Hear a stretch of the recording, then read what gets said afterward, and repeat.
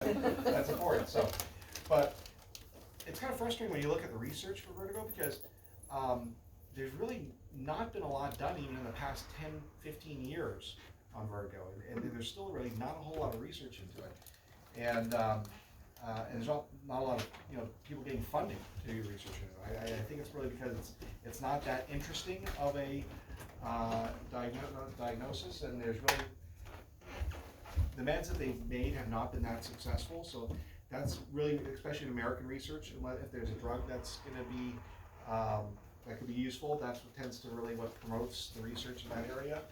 So so there's still a lot of things we don't know about this. So this is about based on what we got thus far. I'm not really going to talk about what's called central vertigo because that deals with like a head trauma, stroke, MS. Like those are less common. We're going to deal with more common ones. The three common ones, what are known as peripheral, are cervicogenic, BPPV, which is postural vertigo. We'll just kind of use the PV for that for short, and Meniere's, which is still less common. Two most common are cervicogenic. Cervicogenic from the cervical spine, and then that's when what they think is involved is with the crystallization. And I'm going to get this in a second because I have to. A lot of this is actually neurology based, so I'm trying to make the neurology really simple. But when I ask people a lot of times, like what percentage of your nervous system perceives pain? The average person might do like an outside talk where they say, oh yeah, it's got to be 100%. So this is actually all the nervous system that has no dealing with pain whatsoever.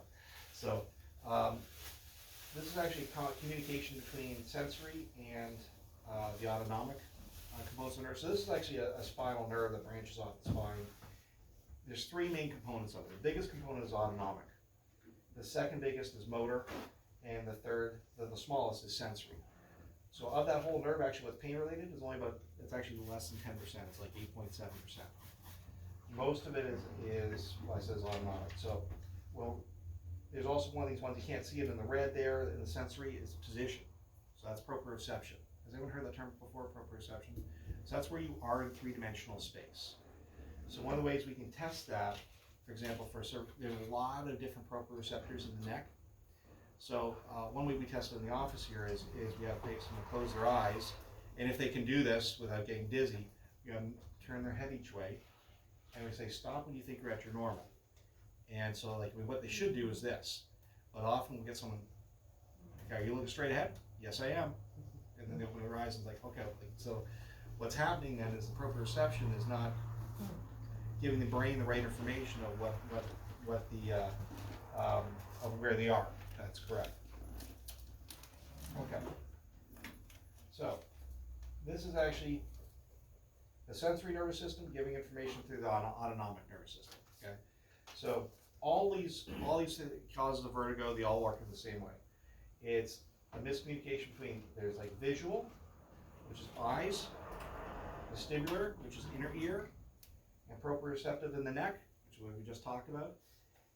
When those three get together, if everything's all congruent, like this confirms this, then the brain's happy.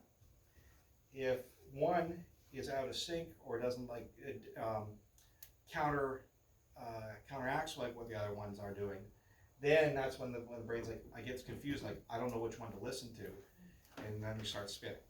So a common one I'll see sometimes in the office is picture the inner ear. Okay, I'll go through one more example in an example in a minute, but really what we're having is we're having improper information relayed to the brain. It's kind of really as simple as that. So the brain doesn't know who to listen to, and we start spinning. These are some more of the acute ones. I mentioned like an inner ear infection. It would be a viral one, not a bacterial one. That can cause an episode of vertigo, a sinus infection. Again, usually viral, not bacterial, can cause an episode of vertigo. Usually we'll see that when the weather changes. So the most common months for vertigo is late October into November, and also too from late March into April. So kind of like we're kind of in that time frame, almost in that time frame now. Different medications can So sometimes someone start getting vertigo, if it's been several cases, like, okay, did you have any medication changes? Sometimes that can actually trigger it as well. What about concussions? Yeah, concussions kind of relates to that. I'm not going to go into that in detail because that's a bit of a different. That kind of relates more to the central one that I was talking about earlier. Right. Yeah, so I'm going to talk about, and then usually what happens is when the concussion settles down, usually that kind of goes down too. There is a component though that it can because actually we see with any of the other ones, hey, can a concussion throw off the cervical spine, throw off the proprioception cervical spine? Yes. Can it create, we're going to talk about veneers. A lot of times that has been shown in research to be a result of an injury. So a lot of these other ones too, like, I mean, hey, can you actually break off crystals in the inner ear? Yes. So a concussion can actually cause, central or peripheral as well too. So, yeah. So some other ones that are kind of like less common too is if someone has low blood pressure, that can actually put a person in a state of getting vertigo. If someone has low blood sugar, one of the things that actually happens after adjustment is it pulls more blood sugar out of the bloodstream into the cells of the body. So I have several patients that I won't adjust until, because I know they're susceptible to this. I won't adjust them until they ate something. We've learned because their blood sugar drops too much and then they start getting vertigo. So, there's some patients when we know who they are in the office. Like, okay, we ask them, okay, did you eat something this morning before you came in? Okay, and this is one else too, adrenal fatigue. There's a test for this called Ragland's. Has anyone here actually had vertigo where you stand up and you actually start, get dizzy, and then like 10 seconds later, okay. So, Ragland's test, what the test is you lay down, test your blood pressure, and then you stand up and you test it like immediately again. What should happen, like a correct test, a good result, is that your blood pressure should go up slightly, anywhere between about 5 to 10 points. That's the systolic number. So if you're like 120 over 80, when you stand up and take your blood pressure again, it should be about 130 over 80. If it drops, like if you actually stand up and you're like 110 over 80, what that means, it's an adrenal issue. So the adrenals, what they should do is actually when you stand up suddenly, they should actually create a little bit of a bump to the blood pressure to keep it stable. Now that, I said you have to test your blood pressure quickly because within 30 seconds, 40 seconds, it's going to settle down a bit.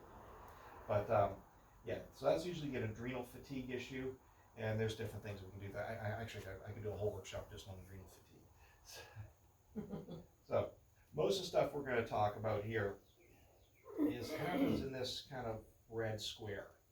So we have three things kind of right in this area. We have the inner ear, right below that, right underneath your kind of right in your earlobe. You have that hollow right behind your jaw. And you can feel that there if you want. You should feel like a bump.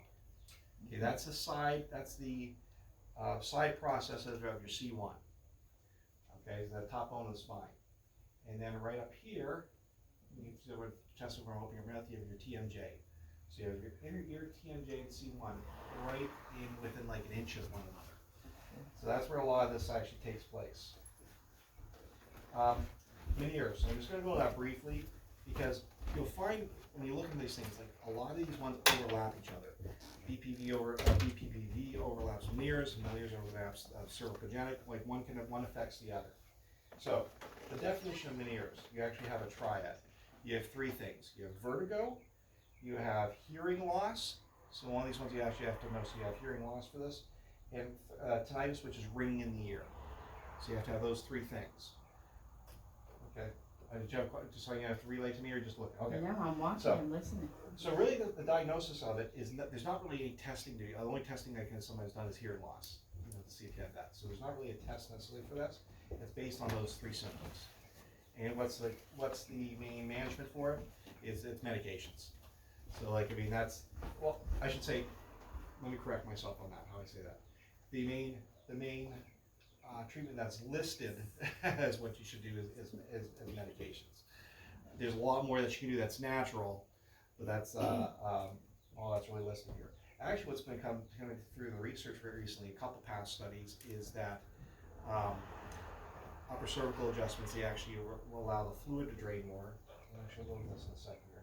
So really what I think, and this is theoretical, this is not 100% confirmed, but what they believe is that in someone with Meniere's disease, there's more fluid in the inner ear. So you have an increase in fluid. So what they think is actually when the fluid drains a little bit after an adjustment, then it can actually reduce some symptoms. Sorry to interrupt. So Meniere's is a chronic dizziness, or is it? It could be chronic or it could be episodic. The true definition is episodic. Okay. But what they say, what can happen with some people is that it can burn out. Mm-hmm. Like they have like the worst first episode is the worst, and then it gets better and then it burns out. In some people it's chronic. It just they have it episodes over and over again, and the episodes can be up and down. You don't really know. Okay. So people experience this differently. Yeah. So that's just one of the things like where there's not one of the frustrating things when I'm looking at the research, because a lot of the studies there's only like some studies will have 5 people in, some studies will have 20 people in. Like they're not like big numbers because it's hard to kind of like they experiencing so differently, so much variation. It's hard to get people in the sort of set group that that we really study on to study on what treatments might work best. Okay. I don't know if anyone's had this. This is actually a test to find out if someone is dizzy. See, and this is like standard in the medical literature, and I know different doctors have done this. It's called the Dix-Hallpike maneuver. So you take someone that's sitting, you swiftly flip them down, tilt their head back, and turn their head to the side. And are you dizzy? And about 20% of the time when you do this, someone will throw up. So And the eyes go back and forth. they can go back and forth, like Rapidly. Really, what they do this for is eyes going side to side is normal. Eyes going up and down is more of an emergency situation. So the thing is, like, if someone tells me they're dizzy, I believe them. I'm not going to do a test to find out. Yep, she's, yep. So and we have carpets in here too. So. Anyway, so here's how to differentiate cervical vertigo, is that there's also pain in either the back of the head or the neck. So like, usually this area. So that's really the main differentiation.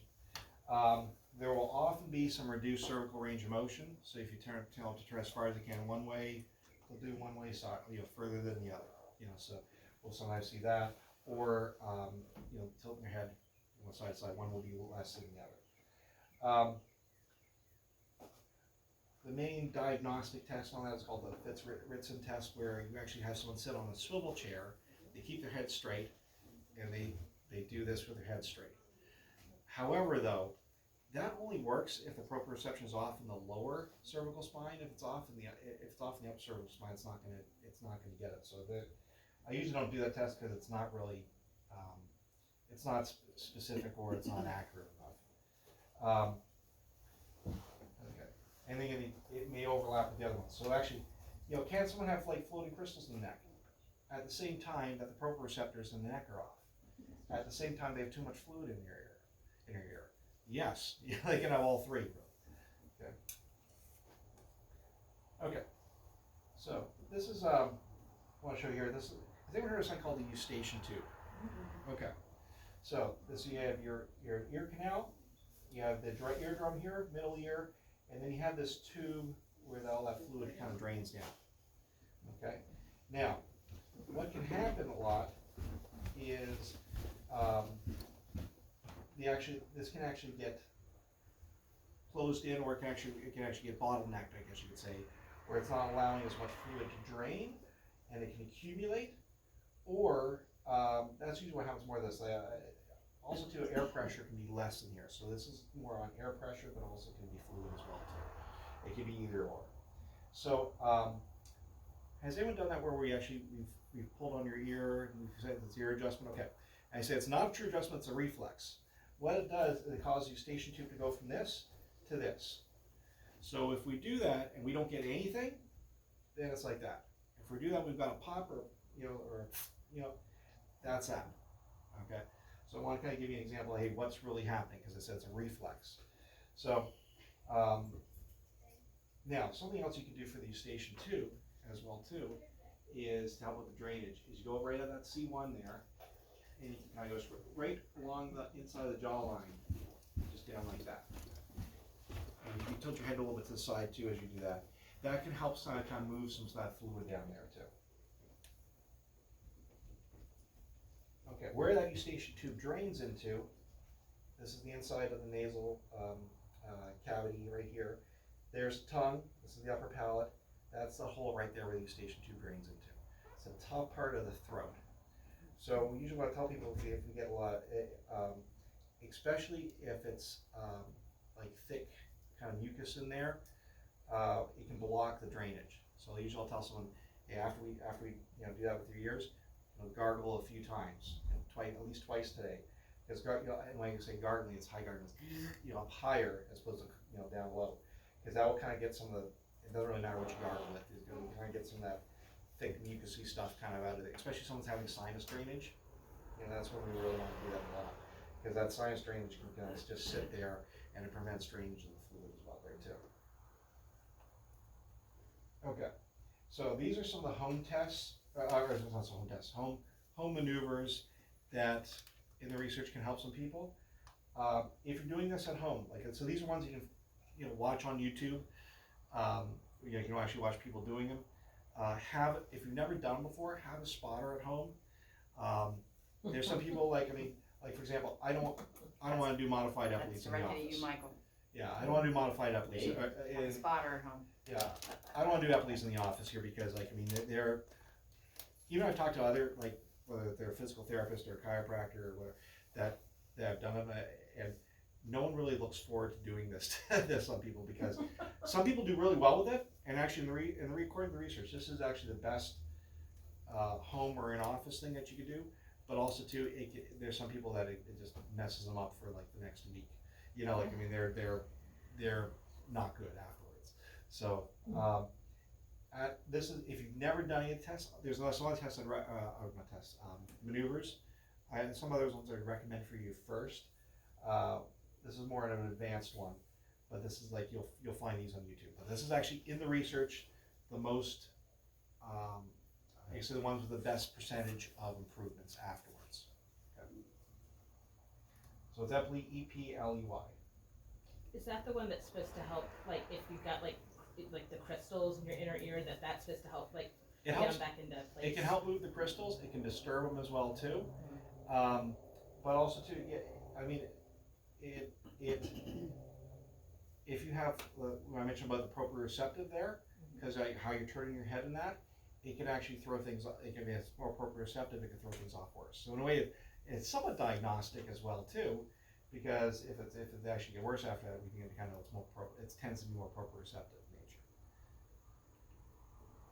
Okay, this one is a lot easier, for most people. It's called Sermont, and this one here, you're more kind of laying on each side. Again, look on YouTube for this, and your head's rotated at 45 degrees. Okay, you lay on one side and then you lay on the other. There's another one that you may see. It's called Brandt. It's not name, Daroff. I think it's Brandt Daroff. And the only difference between Sermont and Brandt Daroff is Sermont is turned 45 degrees, and the other one is tilted 45 degrees. Other than that, it's exactly the same. So you may see that when you're looking. Turn and tilt. Yeah. Not that Okay. This one is it's called a half somersault maneuver, and this one you'll find on YouTube as well too. None of these are really fun. So yeah. That's the maneuver I do. Yeah. But I could never figure out which ear goes down, the affected ear or the good ear. They don't tell you that on YouTube. No, There's a doctor that shows you how to do it. Which ear do I put to the floor? The good ear or the bad ear? Okay, so typically, well, this is what the research says on that. You remember when I showed you that Dick's Hall Pike maneuver where you're just sitting and the doctor brings your head down and turns you to the side and you look if the eyes are, you know, Yes, and I'm or familiar with okay, that. okay, whatever side, you know, the ear is down when that makes you more symptomatic worse, that's the side that you do that first. Okay. Okay. All right. I Yeah. assume Yeah, that, you but wouldn't know what they you do. don't tell you that. Yeah, well, because it's not true for everybody. Right. You know, it's like most ones, 65% of the time it works this way. Okay. 35% of the All time. right. I said, Yeah, no, unfortunately, none of these okay. things are like, none of these things are like hard in stone things.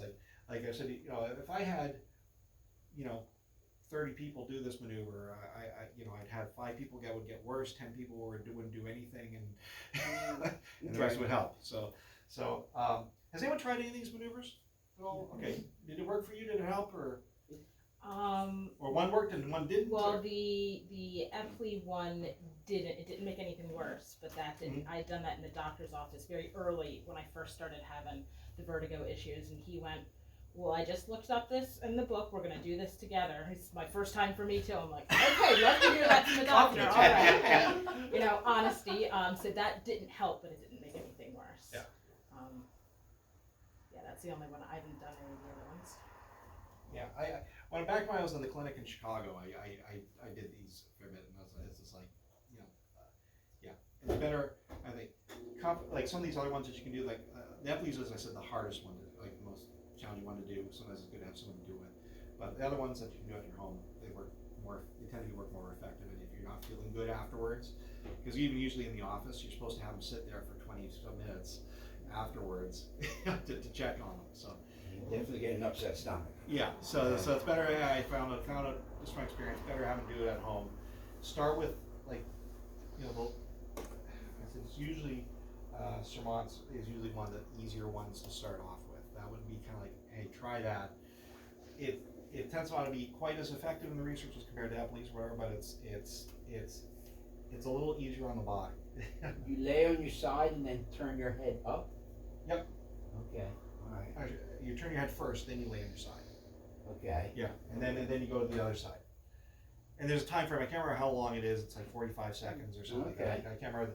Yeah, so I said, you know, watch the YouTube one because I'll give you the proper time in seconds. Okay, this is all I give you because this is like, I think, a beautiful gem, and I haven't seen it anywhere else. But this is like an old osteopath that showed me this, and it's kind of like if you are in an episode, and or you feel like an episode's starting, something you can do to help calm it down. Now there's some nerves here. There's a hole right at we're using the nerves to come out of these holes right above the eyes. Okay, and there's also a hole right there and right there. So where you can feel them is if you go along the top of your eye here, you'll feel like a little divot at one point. Okay, and same with the other one. You go around here, you feel that little divot there. Okay. And then this one here, if you kind of come off your nose, go in, you'll feel like a little divot. And like when I say divot, it's not a big hole. Like you feel like, oh god, there's a little, you feel like a little small hole there. Okay, so those are your primary spots. So if you're feeling you're getting dizzy, you start off with those ones right here. Now, the nice thing about this too is like you don't have to be exactly on the hole. Like, I mean, if you're kind of well off to the side, it doesn't really matter. But you close your eyes. Take a deep breath in, hold in for a couple seconds, and you blink 3 times, and you let that breath out. And then you go to that lower one right there, same thing. And you can, whether you do it like this way or this way, doesn't matter, you know. So anyway, same thing. Take a deep breath in, blink 3 times, and let that breath out. And it kind of like that. It kind of gets the vestibular system out of it, and it gets the ocular system to kind of like, okay, realize, okay, there's changes occurring here. This is changing pressure in the head. So like, I mean, it usually will, like if someone actually is dizzy in here, I'll usually do that, and they'll like, after I do it like 2 times, they're like, okay, the dizziness is gone. So it'll work for regular dizziness, not just vertigo. Is that the same trigger points as when you're going to clear your sinus? And they help with sinus too. Yeah. Yeah.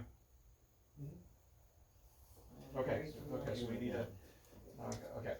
So this is what I kind of want to finish with here too, is I don't know if you remember when we looked at cervical spines, the video kind of showed you something about an atlas angle. We had talked to you about that. Okay, so that's the space right in here.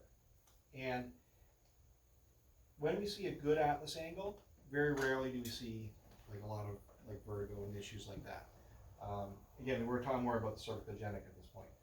So when we see actually, and this is actually I got off another chiropractor, good space in there, not good space in there.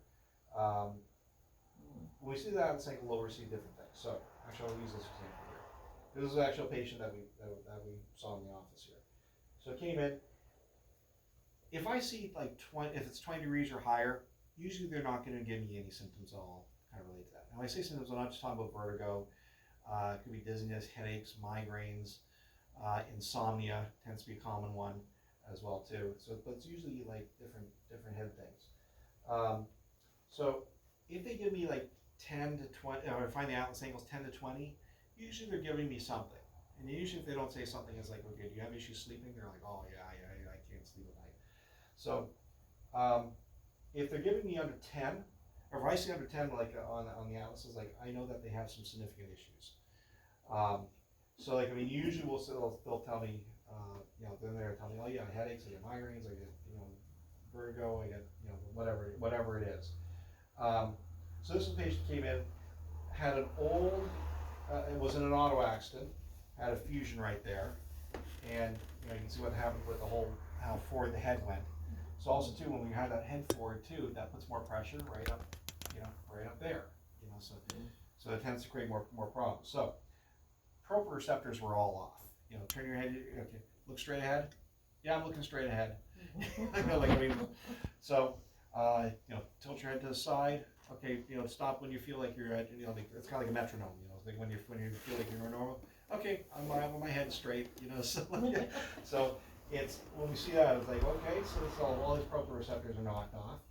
So we started adjusting her, and then after a follow-up exercise, so she went from 7.4, and then we did a follow-up. I think this was about 6 months later.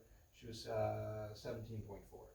So we got that atlas angle, opened up more. And you can see the difference in the space, in there. So that's a lot of pressure off, a lot more pressure off the nerves there, and also too how far forward that was. Okay, now it's coming back. So the chiropractor actually ends up an important component of this too. So that head forward syndrome, as I mentioned. Okay, take a look at that atlas there when the head goes forward. Anytime the head goes forward, that atlas angle goes down. And then this is kind of some of the things we'll see there. Also too, that jaw there, head goes forward, more likely have TMJ as well too. So there's more stress on that jaw.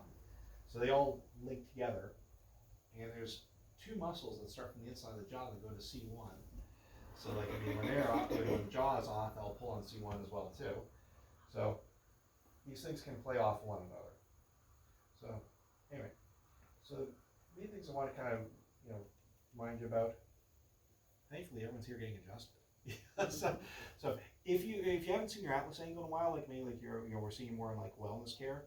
It's like, oh yeah, I know they took X-rays on me like on my neck like 3 years ago. Like what is it? What was it? So let us know, and we'll show it to you what you were. And then these are some of the ones, Epley's, Sermonts, half somersault maneuver. Try some of these at home. Try this one at home. Before you do any of those at home, make sure you're well hydrated. If you're dehydrated, you're more in the state that you're gonna have vertigo. If your blood sugar is low as well too. So, and what I wanted to show you. Okay, good. So, any questions on anything I just went over at all? Okay. Like I wish I had some like miracle cure that it's like. One thing from a nutrient standpoint, magnesium is the one that tends to help the most.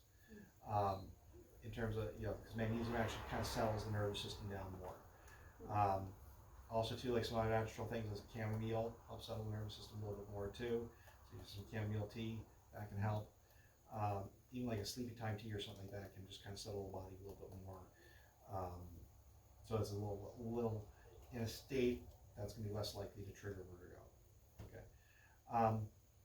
But if you have any questions about this, feel free to get a hold of me. I started off with like my email, drdarrell@mccormickchiro.com. It's like hey, for my own unique position, or I have a cousin in Florida that has this, like, I mean, hey, just, feel free to contact me. We can go over some things. Okay. Any questions, anything we just went over today, or? Okay, good. So let me know, actually, the yellow cards. Just put your name on the top there. This is how we kind of remember who came here today. And then just write down, like, what was a strategy that you maybe learned about, or like an interesting fact, something that you liked about today that, hey, I could maybe utilize. And this helps me kind of like with the workshops or the seminars here that figure out. Where do you want that? Just under the name. You can, when you're ready to leave, just bring the yellow cards to me. Yep.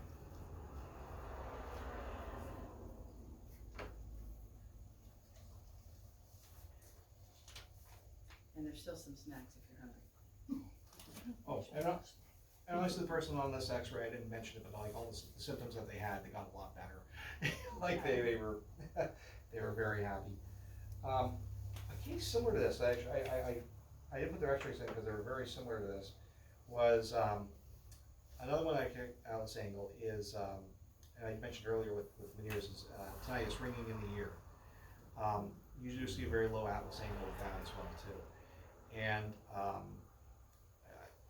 one moment she came in, actually, the reason why she came in is her sister pretty much dragged her in. And she had tinnitus that was just getting worse and worse and worse. And it got to the point, so when she came in for her first exam, we said, like, okay, so what's, on a volume scale, like if you dial out a volume, 10 is like rock concert, like 0 is nothing, like where are you? She's like, now it's an 8. And the reason her sister drug her in is because she had a failed suicide attempt. That's what caused her to say she didn't bring in her sister. And she had gone through, she had done all, she had gone through all the other testing where they puffed the air in the ear and all that type of stuff. And taking the meds didn't help. And so anyway, we kind of showed her, hey, like when we have the reduced atlas angle here, it's also to the side, it's a rotation on it. So let's start working on it. And within 3 months, she was like, okay, yeah. So now it's start off as an 8, now it's a 5. Even after her first adjustment, she said, hey, it went down. Feel like it went down a little bit. So like after I think about 6 months or so, she was down to like a 3. And you probably don't even remember who this is because this was right before you came into the office here. So Like what, 20 years ago or well, something? no, but When you were 6. Yeah. But Thank you, but Jan. I painted her. it's somebody you know well, but you probably don't even know how she came into the office initially. I don't. So so I'll tell you who that is now. Okay. But anyway, so she lived a very full life afterwards. Great. So That's a good yeah. story. So anyway, I mean, this is this is why I love doing chiropractic. I like changing people's lives and helping people out through difficult situations. So if you have someone, and they don't even have to be local. Actually, last week I spent finding a chiropractor for someone in another state. Like I mean, I'll help people get chiropractors elsewhere too. So if you have someone that needs some help, just let me know and we'll help them out. Okay. So good. Hopefully this was useful to you. Yes, And Thank you. yeah, if you have questions, please bring them up. Take your notes with you and leave the yellow cards, please. Yes.